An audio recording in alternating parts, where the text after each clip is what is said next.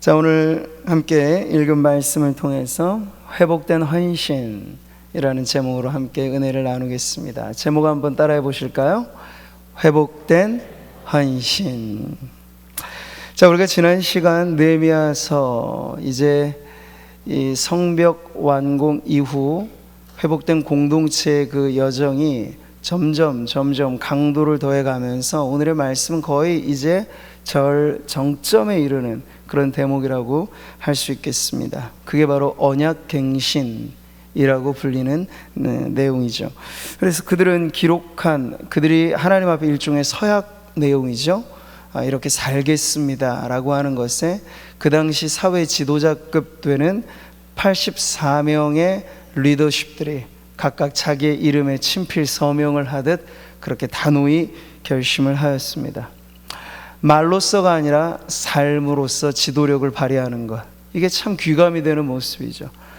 오늘날 우리는 보는 세상의 모습은 권력은 있지만 삶은 없는, 위력은 갖고 있지만 인품은 없는 그런 지도자들로 인하여 백성들이 공경에 빠져드는 것이 얼마나 우리의 큰 안타까움이고 문제인가 하는 것을 보는데요. 이럴 때 우리의 기도의 제목은 하나님께서 이 사회 구석구석에 말로서만이 아니라 삶으로서, 그리고 신앙의 귀감이 되는 일꾼들을 세우소서 하는 그런 기도가 오늘 우리 안에 있기를 바랍니다.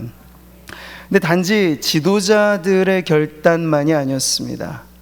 이 지도자들의 책임감과 맞물려서 백성들의 공동체성이 하나가 되었죠. 그러니까 모두가 다 따랐다는 것에 큰 의미가 있습니다. 앞으로 우리가 이 사회나 혹은 직접적으로 우리 교회의 변화를 생각할 땐 바로 이 조화가 어떻게 이루어지느냐, 이 성도들과 상관없이 지도력만 끌고 간다고 교회가 변하는 것 아닙니다. 하나님의 말씀이 말씀대로 선포되고 그것이 우리의 삶의 공명을 이룰 때 온 성도들의 삶이 어떻게 그 말씀에 기준하여 함께 반응하는가가 바로 그 교회의 성숙이고 그 교회가 거룩한 공동체로 나아가는 길이 된다면, 오늘 말씀은 우리 구민상모교회가 하나님의 말씀을 통하여서 거룩한 공동체로 나아갈 바를 보여주는 그러한 지도와도 같은 말씀이 되겠습니다. 자, 책임 있는 자유로서 견고한 서약에 자신을 칭칭 동여맨 사람들, 근데 그 기준점이 중요하겠죠. 무엇을 근거로 이들이 견고한 서약을 하였는가? 바로 하나님의 말씀입니다. 같이 한번 읽어보죠. 우리가 하나님의 종 모세를 통하여 주신 하나님의 율법을 따라 우리 주 여호와의 모든 계명과 규례와 율례를 지켜 행하여. 여기 표현되어져 있는 이 모든 것, 율례, 그 율법, 계명, 규례, 율례, 이것은 다 그 전체로서 그 당시 하나님의 말씀을 표현하는 것입니다. 그래서 언약 백성다운 변화의 기준점을 이들이 바로 붙잡은 것인데요, 그것이 바로 하나님의 말씀대로 살겠습니다 라고 하는 아주 단호하고 그리고 결의에 찬 그러한 믿음을 고백하고 있는 거죠. 여러분, 우리가 과실수를 심어 놓았다면 때가 이르면 열매를 맺겠죠. 근데 자라나면서 이 나무가 무슨 종류인가 크게 고민할 이유가 없어요. 때가 되어 열매를 맺으면 그 나무의 정체는 드러납니다. 사과나무라면 사과를 맺겠고 배나무라면 배를 맺겠지요. 예수님께서 아주 이 단순한 자연의 이치로서 영적인 진리를 가르쳐 주셨습니다. 이렇게 말이죠. 그들의 열매로 그들을 알지니. 같이 읽어볼까요? 가시나무에서 포도를 또는 엉겅퀴에서 무화과를 따겠느냐? 이와 같이 좋은 나무마다 아름다운 열매를 맺고 못된 나무가 나쁜 열매를 맺나니. 바로 이것입니다. 그러니까 아무리 이 사회가 혹은 교회가 혹 개인이 회복과 변화를 소리 높여 외쳐도 열매로 결국은 알게 된다는 거예요. 열매로서 변화는 입증된다는 걸 보여주는 거죠. 그래서 주님은 아주 단호하게 말씀하셨어요. 이러므로 그들의 열매로 그들을 알리라. 이게 만고불변의 법칙이죠. 그 변화라고 하는 것, 이것은 아주 구체적일 때 사실 확실합니다. 두루뭉술한 것. 우리는 근데 쉽사리 우리의 감정적인 어떠한 뜨거움 내지는 감정적인 어떤 울분, 이런 것을 변화로 오해합니다. 하지만 이것은 예수님께서 네 가지 밭의 비유를 말씀하실 때 돌밭과 같은 상태이지 옥토라고 할 수는 없겠죠. 지난 오후 찬양 예배 때도 우리가 철로 역정에서 옹고집과 이 변덕쟁이를 봤잖아요. 변덕쟁이의 경우가 바로 그렇습니다. 처음에는 좋아요. 영생 그 소리를 들을 때 역시 좋아했어요. 그런데 믿음으로 인하여 곧 시련이 닥쳐오자, 환란이 찾아오자 언제 그랬냐는 듯이 등 돌리고 가버리는 것, 이것을 참된 변화라고 말하지는 않는 것이죠. 그래서 구체적인 변화가 바로 이 구체적인 변화를 통해서 우리는 내가 회복된 하나님의 백성이다 라고 하는 그 진정성을 드러낼 수 있습니다. 그 시대마다의 화두가 있어요. 변화에 필요한 문제들이 있어요. 오늘 본문은요, 많고 많은 내용들 중에 대략 6가지 항목들로 이 언약갱신의 내용을 말을 하는데, 이것이 아마도 그 하나님의 백성 느헤미야, 에스라의 시대 이들에게 선결되어야 할 가장 중요한 문제로서 대두된 것이라 할 수 있겠죠. 이 외에도 하나님의 말씀은 우리의 모든 삶을 총망라합니다. 하나님의 말씀이 우리의 삶을 해석하는 것이죠. 거꾸로 우리의 필요에 따라 하나님의 말씀을 재단하는 것이 아니란 말씀이에요. 근데 그 당시 하나님의 말씀이 그들을 해석할 때 그 말씀 앞에 이들의 문제점이, 도드라진 문제점이 몇 가지 나와 있고, 이것에 대한 분명한 변화의 의지와 변화의 실천을 통해서 지금 이스라엘 백성이 이 느헤미야 성벽 재건 이후에 회복된 공동체로 나아가게 되었다는 것인데, 이 중요한 회복에 헌신된 내용은 무엇일까요? 3가지로 저는 이것을 종합해서 말씀드립니다. 첫 번째 회복된 헌신은 관계의 문제입니다. 따라해 보시죠. 관계의 문제가 회복되어야 합니다. 네. 우리가 만남이라는 게 아주 소중하다고 했잖아요. 복이 되는 만남이 있는가 하면 화가 되는 만남도 반드시 있기에, 무분별하게 우리의 삶을 누구에게든 맡겨놓는다, 그래서는 절대 안 된다라고 하는 걸 이 내용이 보여주는 거예요. 30절에 우리의 딸들을 이 땅 백성에게 주지 아니하고 우리의 아들들을 위하여 그들의 딸들을 데려오지 아니하겠다. 이게 뭔가요? 이방인과의 통혼 문제를 지금 이들이 결단하고 있는 거예요. 자, 이방인과의 통혼 문제가 왜 문제가 될까요?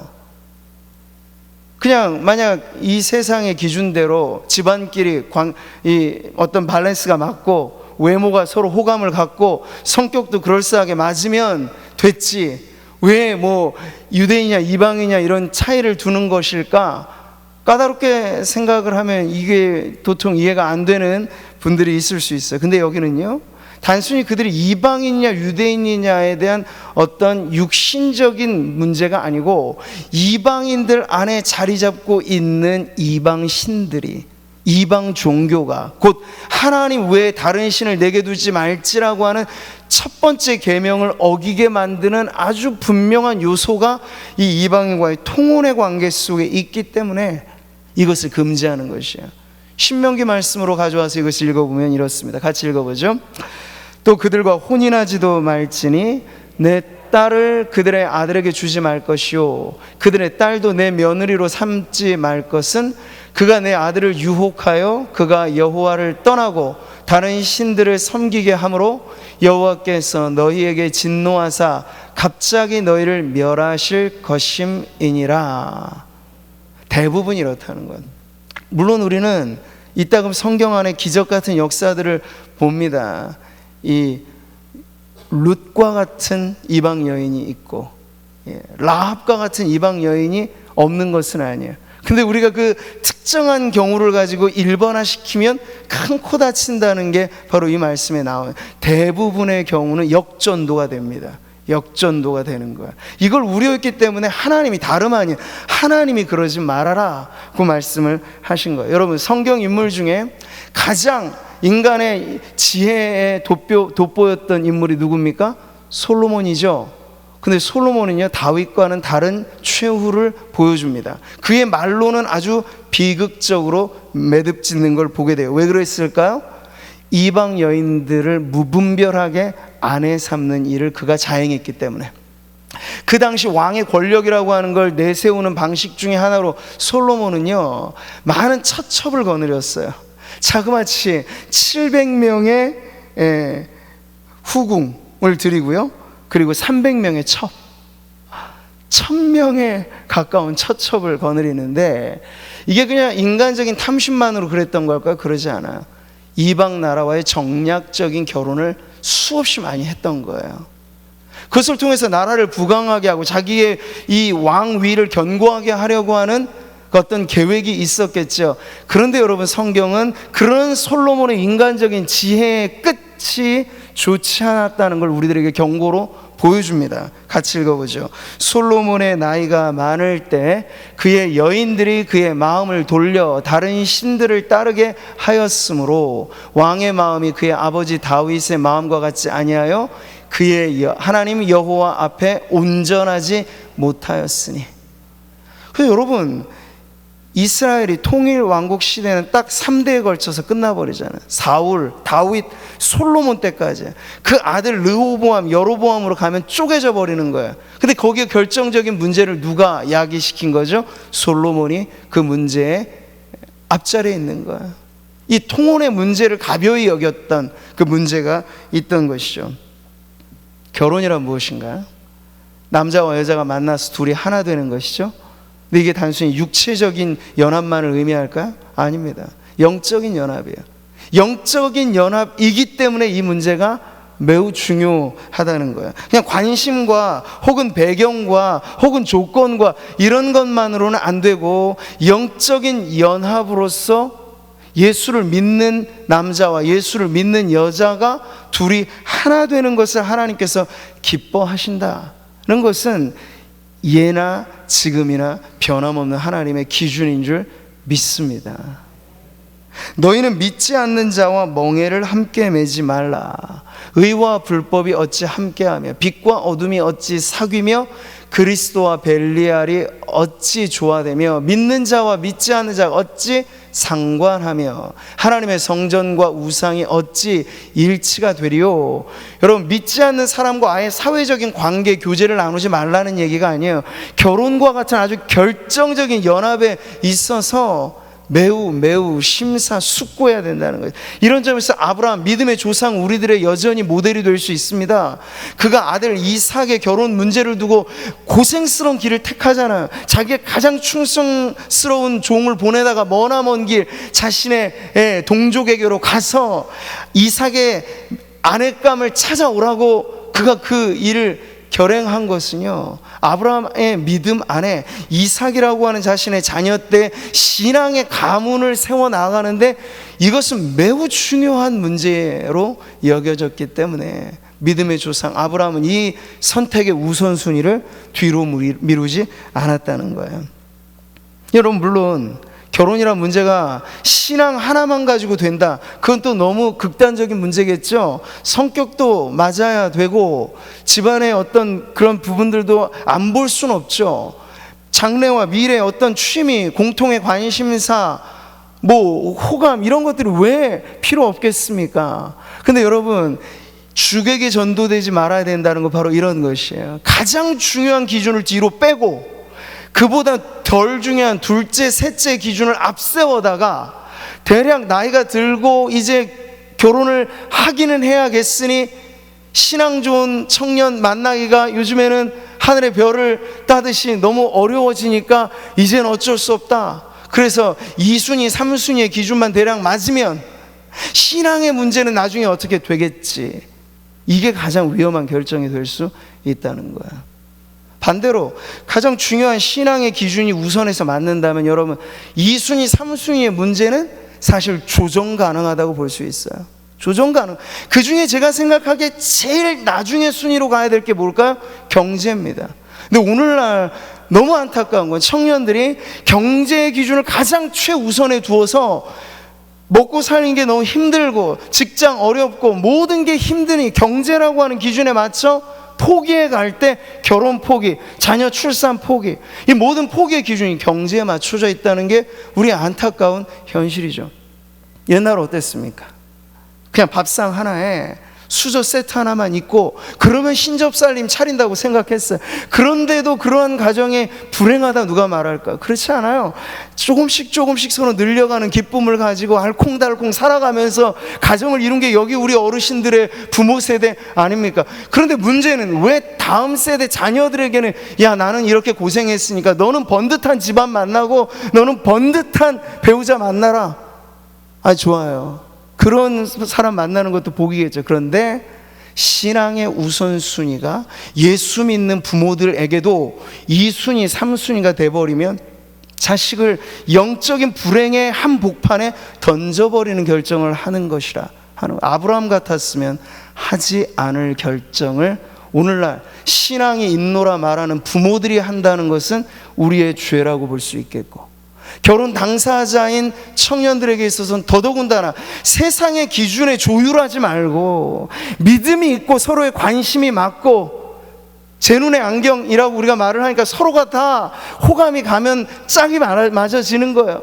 이 중요한 기준만 우리 안에 있다면 먹고 사는 문제는 서로 맞춰가면 된다라고 하는 그런 열정을 가지고 가정을 이루면 하나님이 책임져 주십니다. 우리 성도님들의 부모님들 안에 자녀 결혼에 대한 걱정거리가 있으시다면 우선순위를 분명히 하셔야 돼요. 한 해 두 해 나이가 더 늘어가는 건 둘째 문제예요. 그렇다고 해서 신앙과 비신앙의 결합을 자초하는 혼사기를 부모가 주선한다, 이러셔서는 아니 되옵니다. 제가 강력하게 말씀을 드리는 건 제 주장이 아니라 오늘 성경에 기록된 하나님의 말씀이, 자녀들의 결혼의 앞날의 행복이 영적인 연합에서 서로 불일치가 되면 아무리 서로 좋고 뭐 다 맞는다 해도 결정적인 순간에는 연합이 이루어질 수 없다는 것을 명심하셔서 오늘 언약갱신의 서약의 첫 번째 내용으로 이방인과의 통혼을 그들이 더 이상 암묵적인 관행으로 우리가 받아들이지 않겠습니다라고 하는 이 결의에 찬 내용이 오늘을 사는 우리 성도들에게 있어서도 분명한 지침이 되기를 바랍니다. 사랑과 신앙, 이 하나의 분명한 조건이 맞는다면 나머지는 2순위, 3순위는 조정하고 맞춰가고, 그래서 하나님의 은혜가 믿음의 가정으로부터 출발되어지는 우리 성도님들의 가정 되시기를 주님의 이름으로 축복합니다. 자, 두 번째 언약갱신의 실천 내용은 안식일 성수의 내용입니다. 자, 같이 한번 읽어보죠. 혹시 이 땅 백성이 안식일에 물품이나 온갖 곡물을 가져다가 팔려고 할지라도 우리가 안식일이나 성일에는 그들에게서 사지 않겠고, 일곱째 해마다 땅을 쉬게 하고 모든 빚을 탕감하리라 하였고. 지난 주일에도 우리가 주일의 참된 의미에 관해서 이것을 창조의 원리에서 그 기원을 찾아보았습니다. 그러니까 율법적인 법의 조항으로 된다 안 된다, 해라 마라 라고 하는 그 계명 이전에 하나님의 안식에 대해서 우리가 성경의 가르침이 무엇을 우리들에게 원하는가, 이것은 이 세상이 대량 생산, 대량 소비, 무한 경쟁이 그 핵심인 이 세상의 리듬에 맞춰 살아가지 말고 지혜로우신 창조주의 리듬에 맞춰 살라는 부름이라고 하는 걸 우리가 깨닫게 되었죠. 그러니까 엿새 동안에 힘써 내 모든 일을 행할 것이나 행하라는 말씀입니다. 그리고 우리의 경제이든 가정이든 무엇이든 엿새 동안 우리의 수족을 놀려 일하면 그 일의 대가로서 하나님은 우리를 살게 해 주십니다. 이 믿음이 있어야 안식일에, 하나님의 안식에 동참할 수 있는 거죠. 근데 여러분, 만족이 사라져 버리면 이게 깨지는 거예요. 부가 없어서가 아니라 조금 더 일주일에 하루 내가 더 일하면 더 많이 얻어지게 될 것이 셈법으로는 너무 분명하잖아요. 근데 그 부분에 있어서 나는 하나님의 말씀대로 창조의 리듬을 따라 살겠습니다. 내가 하루 안식을 함으로써 이 세상의 형편이 어찌되든지 그것은 내가 이 거룩한 안식일에 참여하는 대가로 말하자면 저는 이것을 아깝게 여기지 않겠습니다. 이 또한 믿음이 있으면 가능한 것이에요. 근데 이 모든 전제는요, 믿음이 없이는 하나님이 우리에게 원하시는 이 선하신 뜻, 우리의 행복을 위하여 주신 이 율례를 불편하게 받아들일 수밖에 없는 거예요. 그러면 못 지켜요. 안 지켜지는 거예요. 그래서 하나님을 믿지 않는 세상은 지금 이 말씀에 봐도 그냥 그대로 돌아가도록 내버려 두셨어요. 근데 문제는 하나님을 믿는 백성들이 이방 사람들처럼 안식일인 줄도 모르고 쉬어야 될 때를 쉬어야 될 날인 줄도 모르며 그때도 매매하는 그러한 습성에 발맞추어 살지 말아라. 이게 하나님의 안식일 규례에 있어서 소극적인 측면으로서의 부정 금지 명령이었어요. 일하지 말아라. 일하지 말라는 범위 안에는 모든 인간의 안락과 혹은 이 세상의 쾌락과 이런 어떠한 세상의 생산의 수단으로 만들어내는 것에 대해서 잠시 무위로 돌아가라는 거예요. 우리의 노력으로 우리가 살아가는 인생이 아니고 솔로몬이 우리 지난 주에도 보았던 시처럼 하나님이 지켜주시는 집, 하나님이 일으키시는 인생의 건축을 믿는다면 쉬어라. 그래도 하나님이 충분히 우리를 인도해 주신다 하는 그런 믿음을 가지고 나아가게 되면 이 또한 오늘 언약갱신의 아주 중요한 두 번째 항목으로서 그 전에 지키지 못했던 안식일의 규례도 하나님의 백성들 안에 재발견되어서 하나님, 나의 행복을 위하여 하나님의 안식에 동참하라는 이 부름에 내가 기꺼이 따르겠습니다 라고 결단을 내렸던 것이죠. 근데 오늘도 우리들의 삶은, 세상은 절대 다수가 안식의 개념을 모르고 삽니다. 워크홀릭이라는 말은 아주 비인간적인 표현이잖아요. 일 중독이라는 거. 하나님 우리를 일 중독자로 만들지 않으세요. 그러기 위해서 하나님이 엿새 동안에 창조를 완료한 이후에 과감하게 그 비율로 말하면 하루의 가치가 엄청난 건데 하루를 쉬셨어요. 근데 우리에게도 그렇게 요구하신 거. 하루의 가치가 우리에게도 시간적으로나 경제적으로나 어떤 것으로도 우리에게 막중해요. 그래도 쉬라는 거죠. 왜냐하면 그 쉼이야말로 가장 인간다운 삶을 영위하는 하나님의 방법으로서 최선의 길을 주님께서 우리들에게 말씀하신 것이기 때문입니다. 세상 문화가 어찌 되든지 우리가 거기에 조율되지 않고 이 역시도 하나님의 말씀에 조율이 된다면, 근데 처음부터 이것이 우리에게 자연스러운 옷과 같이 입혀진 성도들은 지금도 그렇게 어렵지 않게 사세요. 그런데 문제는 사회생활 중간에 예수를 믿거나 혹은 별다른 이러한 신앙의 고민 없이 우리의 삶을 살아오던 분들에게 이런 말씀이 들려지면 사실 매우 갈등이 야기되어지는 부분이에요. 왜냐하면 여러분, 운동력이라고 하는 건 힘이잖아요. 엿새 동안 뿐만 아니라 일주일 내내 일해왔던 운동력을 멈춘다는 건 이 일의 관성의 법칙을 거스르는 거거든요. 그런데도 주님이 스톱, 브레이크 장치가 고장나지 않는 인생이 되도록 멈추라고 하시면 그 처음의 결단은 엄청난 대가처럼 느껴지게 될 거예요. 근데 그럼에도 한번 따라 보십시오. 여러분, 우리 주변에 얼마나 여러 가지 많은 이러한 간증거리들이 많이 있습니까? 일을 함으로써 하나님께 복을 받은 간증도 소중하지만 우리가 하나님의 말씀대로 우리에게 지불되어진 어떤 대가를 하나님 앞에 드리면서 내가 안식일에 과감하게 하나님의 안식에 동참함으로써 누리게 되는 그 축복도 결코 작지 않아요. 물론 저는 이것을 하나의 딜로서 마치 하나님 내게 축복을 주실 거라고 하는 이런 어떠한 거래 조건으로 내가 주일을 안식하겠습니다 이러라고 말씀드리는 것 아니에요. 이건 당연히 하나님 앞에 우리가 창조의 원리에 순응하여 살아가는 믿음의 결단인데, 그렇게 결단하며 살아갈 때 하나님께서는 또한 우리에게 너무나 좋은 것들로 채워주신다 하는 것이 많은 성도들의 고백이라는 거예요. 이게 쉬운 문구 같지만 어떤 대기업이 말이죠, 기업에서 하루치는 엄청난 거잖아요. 근데 주일은 쉽니다. 이 문구를 기업의 광고로서 드러낸다. 물론 저는 모든 걸 다 이거 하나로 평가할 수는 없다고 생각합니다. 기업은 기업대로의 이윤도 창출을 잘 해야 유지되니까요.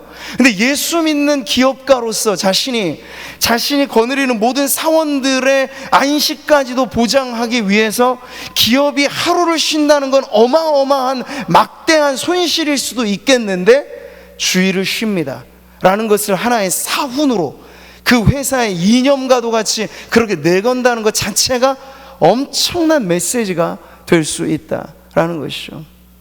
사랑하는 성도 여러분, 이 쉽지 않은 요구와 결단 앞에 처음의 결정은 너무나 어렵겠습니다만 이것을 하나님 앞에 결단하며 우리에게 주시는 이 자연의 창조의 순리대로 우리의 육신뿐만 아니라 우리의 영혼이 무엇을 함으로써 우리의 존재감을 드러내고 재산을 증식시킴으로써 만족감을 얻으려고 하는 이 세상의 법칙에 비껴나서 하나님의 법칙은 우리가 무엇 하지 않아도 우리의 존재는 소중하다는 걸 일깨워 주시고 재산의 증식만으로가 아니라 하나님 안에 즐거움으로써, 그래서 누군가 말하기를 주일날 예배하는 건 거룩한 시간 낭비라고까지 이야기를 했는데 그 말이 맞습니다. 세상의 생산성의 기준으로는 생산성이 아무것도 없는 것 같지만 여러분, 영적인 생산은 바로 거기서 일어나는 줄 믿습니다. 그렇게 우리의 하루를 주님의 안식과 더불어 산다면 이 한 주일이 우리의 생을 뒤바꿔 놓을 것입니다.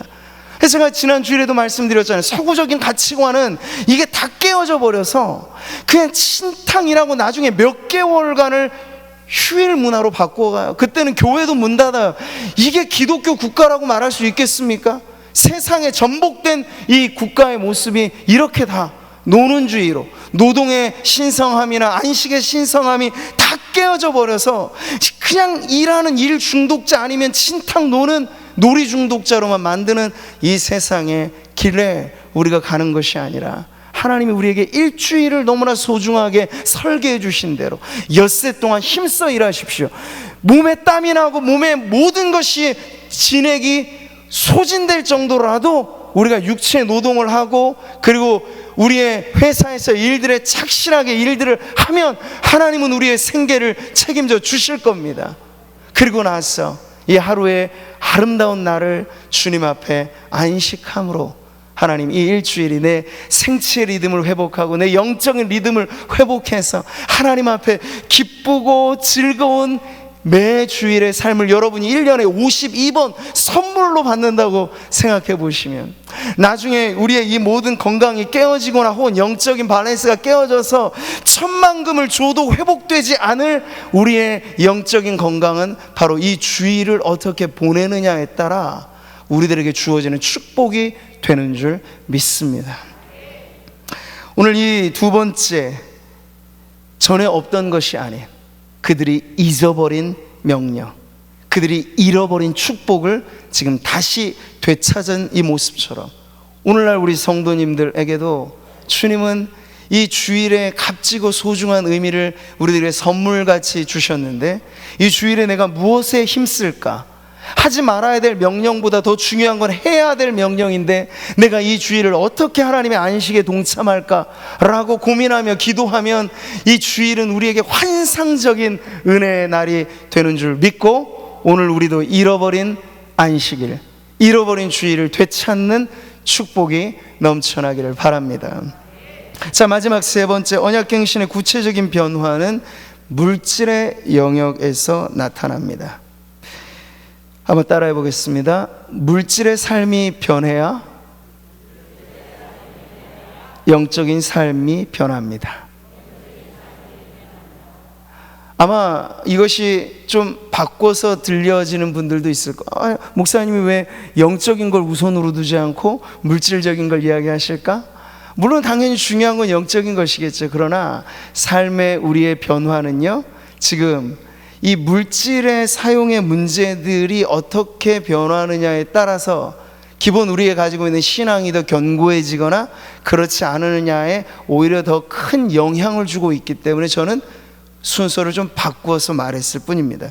중요한 건 이 두 가지가 물과 기름처럼 섞일 수 없는 이질적인 것인 게 아니라 우리의 영적인 삶이 어떻게 물질적인 삶과 조화를, 균형을 이루느냐가 바로 신앙의 아주 중요한 내용이라고 하는 것이죠.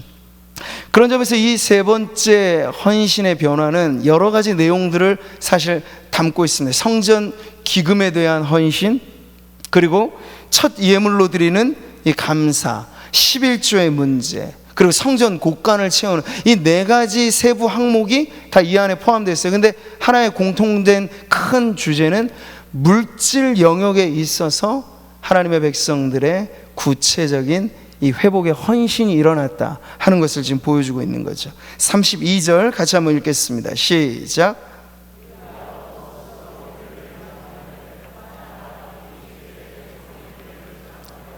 하나님의 전을 위하여 쓰게 하되.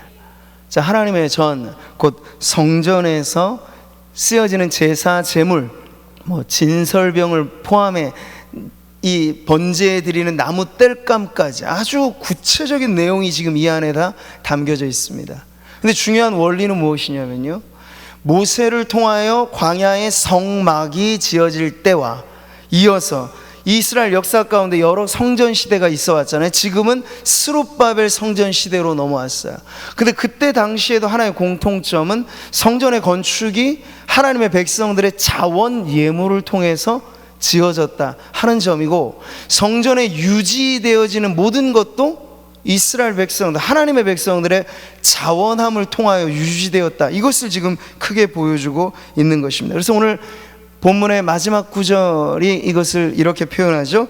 그리하여 우리가 우리 하나님의 전을 버려두지 아니하리라.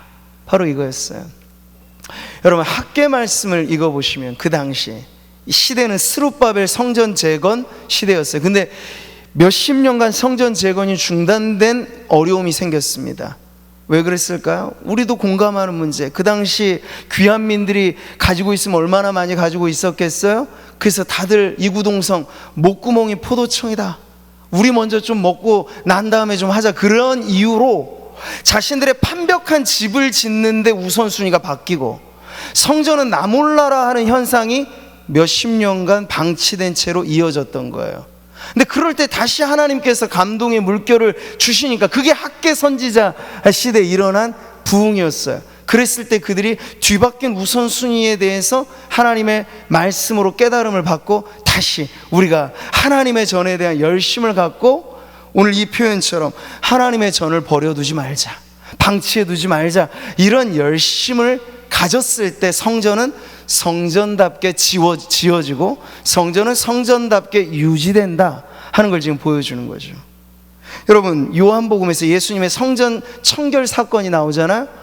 성전을 더럽히는 사람들의 그 모든 추태를 예수님께서 몰아내시면서 그때 나온 말씀이 뭐예요? 주의 전을 사모하는 열심히 나를 삼키리라.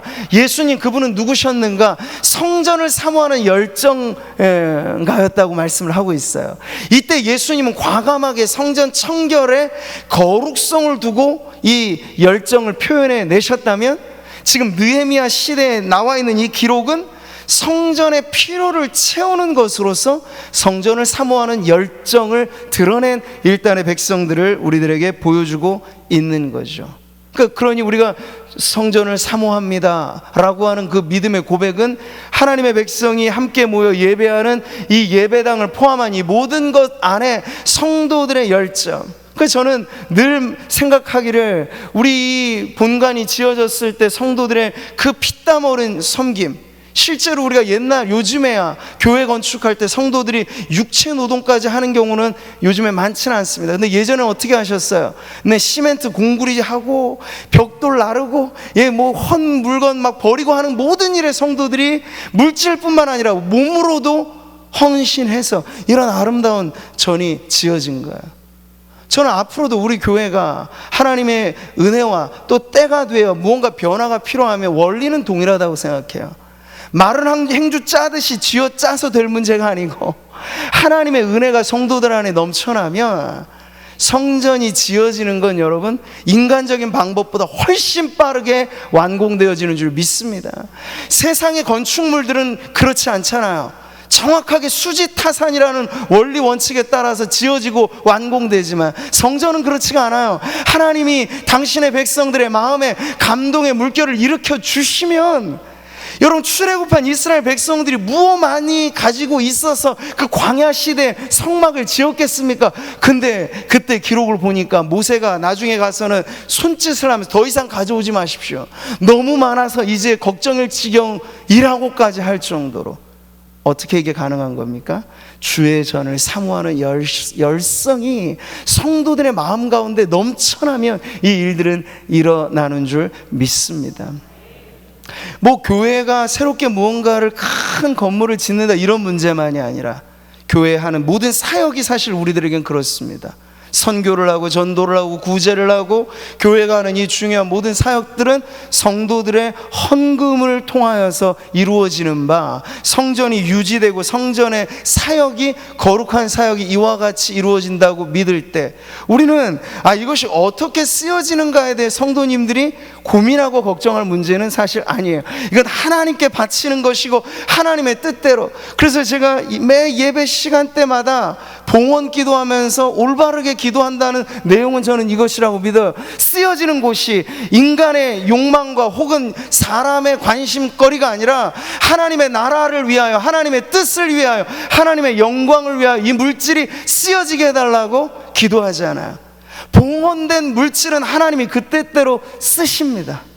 그러니까 우리에게 있어서는 하나님, 내가 주의 전을 사모하는 열정을 가지고 이 모든 필요에 대해서 내가 할 수 있는 한에 최선으로 주님을 섬기듯 드리겠습니다. 이런 믿음이 성도들 안에 있을 때 교회는 시대를 불문하고 어떤 상황 속에서도 하나님께서 맡겨주신 그 은혜로 귀한 사명을 감당하게 되리라 믿습니다. 다시 한번 저는 우리 상반기를 지나가면서 맥주감사절에도 성도님들과 나누었지만 코로나 시기에 모든 기업뿐만 아니라 교회도 어려워하는 이때 성도들이 온라인으로 예배를 드리면서 봉헌의 시간에도 그대로 참여를 하시면서 우리의 상반기에 이 모든 물질로서 하나님께 영광을 돌리는 부분에 있어서 부족함이 없다는 것이, 다른 여러 평가의 지표가 있겠습니다만 성도들이 하나님의 은혜 안에 살고 있구나라고 하는 걸 드러낼 수 있는 아주 좋은 증거 중에 하나라고 저는 믿습니다. 앞으로도 마찬가지고요. 이게 성도들에게 주신 은혜가 있으니까 나오는 거잖아요. 받은 은혜가 있고 받은 감격이 있고 드리고픈 마음은 있지만 드릴 것이 없으면 이게 안 되는 것인데, 하나님께서 드리고픈 마음에 감동도 주시고 드릴 것도 있는 인생이 되게 하셔서 하나님 앞에 은혜 받은 성도들로 살아가게 하시는 축복, 그 축복이 오늘도 예배하는 우리 모든 성도님들에게 넘쳐나기를 바랍니다. 그럼 오늘 이 말씀에서 중요한 것은 이 물질에 관한 부분이 우리의 보이지 않는 마음, 하나님을 향한 믿음을 표현하는 아주 중요한 표시라고 하는 것이에요. 해마다 우리 토지 소산의 만물과 각종 과목의 첫 열매를 여호와 전에 드리기로 하였고, 이게 바로 첫 열매, 첫 소산, 첫 태생의 법칙이죠. 하나님께 가장 구별된 것을 드린다라고 하는 믿음의 고백인 거예요. 여러분, 예수님을 시험하러 왔던 일단의 무리들이 그 당시 아주 난해한 질문을 하였습니다. 무슨 질문이었나요? 가이사에게 세를 바치는 것이 옳습니까? 그럽니까? 이건 지금 두 가지 다 피해가기 어려운 질문이에요. 만약에 드리라고 하면 마치 이 로마의 이 추종의 어떤 일환, 그러니까 민족이나 신앙을 저버리는 것 같고, 혹은 드리지 말아야 된다라고 하면 그때 당시에 로마의 압제 가운데 있었던 그 정치의 식민 사회에서 예수님의 입지가 어렵게 될 수 있는, 피해 나갈 수 없는 그런 질문을 하였던 것이죠. 이때 예수님이 아주 유명한 답변을 지혜롭게 하십니다. 같이 한번 읽어보죠. 가이사의 것은 가이사에게, 하나님의 것은 하나님께 바치라.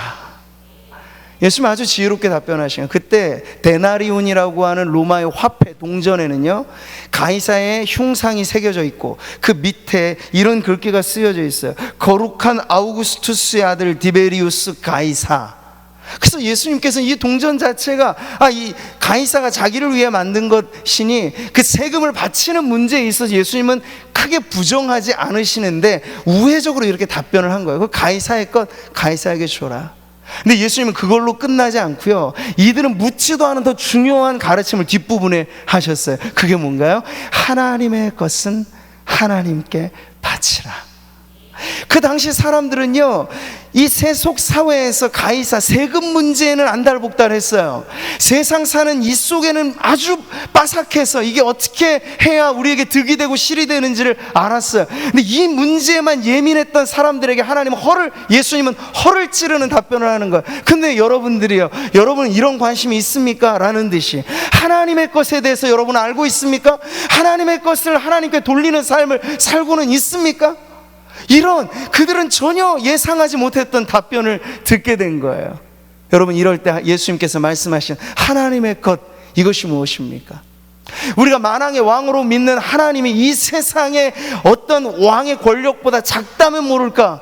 결코 작지 않는 하나님의 나라, 결코 작지 않은 하나님의 권세를 믿는다면 가이사의 것을 주느냐 마느냐에 가지고 마음 조려하고 이 세상의 물질로 인하여서 어떻게 쓰느냐를 가지고만 고민할 게 아니라 우리의 주이고 우리의 구세주이신 하나님을 위하여 우리의 것을 드림에 있어서도 아낌없이 살아가라, 이런 가르침을 예수님께서는 그들에게 덤으로 주신 거죠.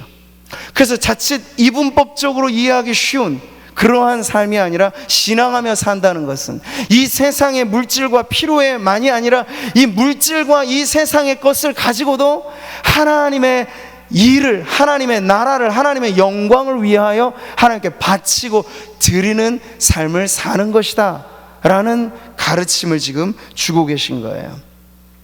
사랑하는 성도 여러분, 이것이 우리의 인생의 선언이 되기를 바랍니다. 하나님의 것은 하나님에게.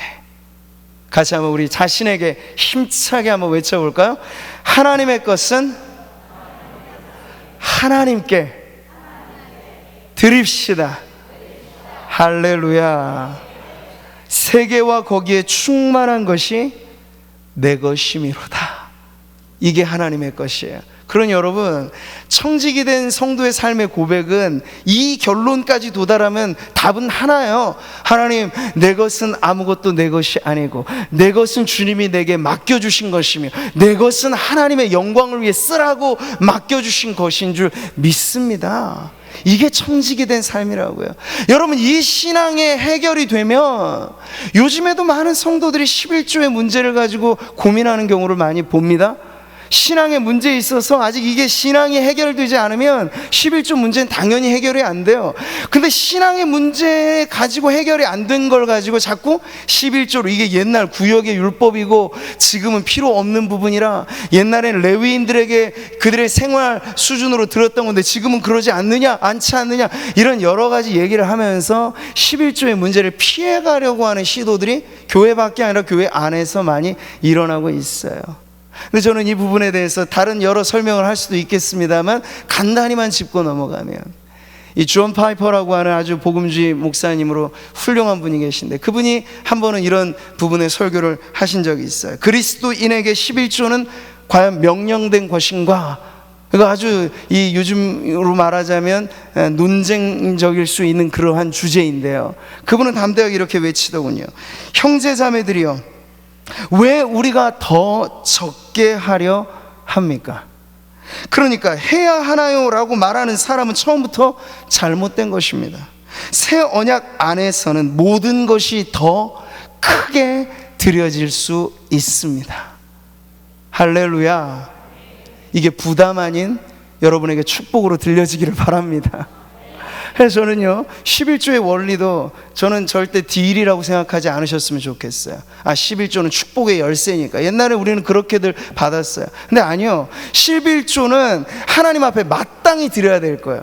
그 조건에 상응해서 하나님이 내게 주시는 건 덤으로 주신 은혜라 감사하면 되고, 그게 있건 없건 간에 상관없이, 물질의 다소에 상관없이 11조는요, 내게 주신 이 모든 소득이 하나님의 은혜인 줄 믿습니다 라고 하는 신앙의 고백으로서 우리 영적인 삶의 원천적인 헌금이라고 생각하시면 돼요. 이것은 여러분, 우리가 축복을 더 받으려고 많이 내고 혹은 더 여러 번 내고 그럴 필요가 없어요.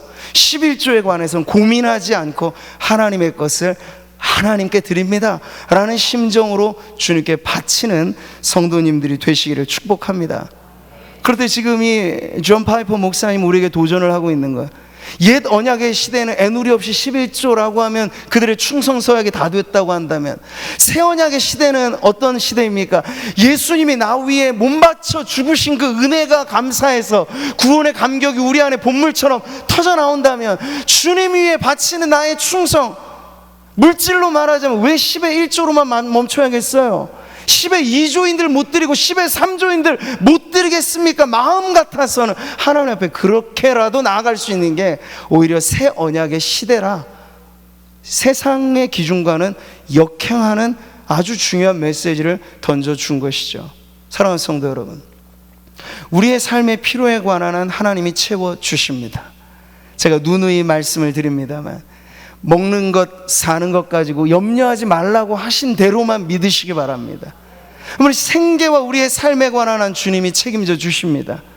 다만 우리에게 있는 이 물질을 가지고 나의 것을 더 증식시키기 위한 부자가 되지 않으시기를 축복합니다.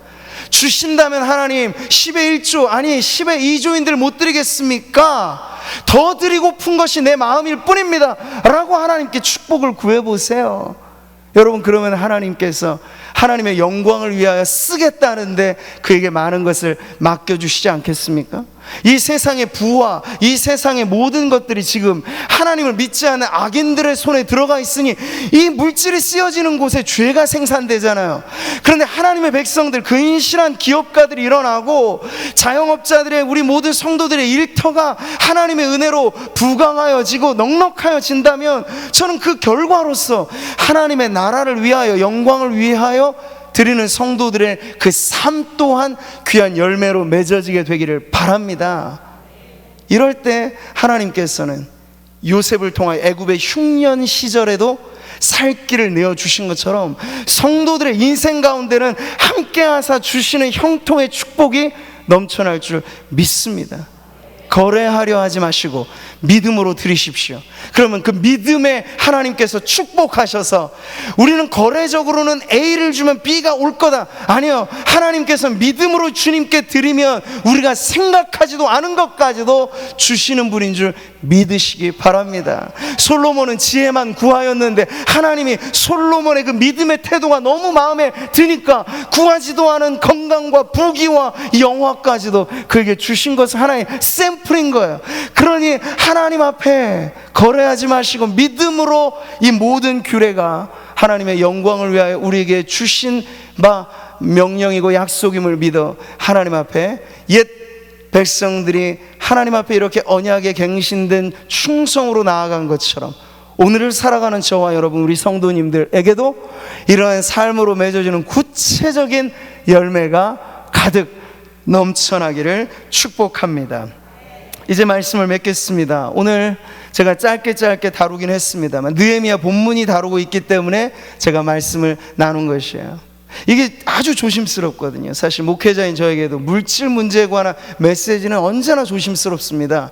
왜냐하면 성도들 안에도, 그리고 목회자들의 앞선 부정적인 어떤 그 선례들이 한국 교회 안에 적지 않았다는 걸 저도 인식하고, 저 자신도 그 문제 가운데 완전히 예외일 수는 없는 연약한 인생이라고 알기 때문에 성도들에게나 목회자에게나 이 물질은 참 예민한 문제가 지금 되어버렸어요.